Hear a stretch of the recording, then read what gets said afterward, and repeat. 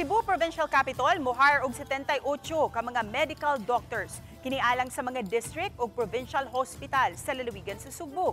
Usa kini sa nakabut nga desisyon human sa duha ka semana nga paglibot ni Dr. Elise Nicole Catalan uban ni Provincial Health Officer Dr. Mary Ann Josephine Arsenal sa nagkalain-laing district o provincial hospital sa probinsya ug pagkadungog nila mismo sa mga issue nga giatubang sa matag pasilidad. Ilabi na ang kakuwangan sa mga doktor. Gitunol ni Dr. Catalan ang iyang mga rekomendasyon ngadto kang Governor Pamela Baricuatro aron mapadali ang pagdugang og mga medical personnel sa tanang health facilities sa lalawigan.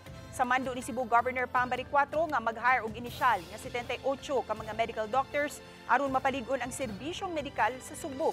Sa pagkakaroon, dulan 2,000 na ka mga aplikasyon sa nagkalain-laing healthcare positions ang nadawat sa Kapitolyo.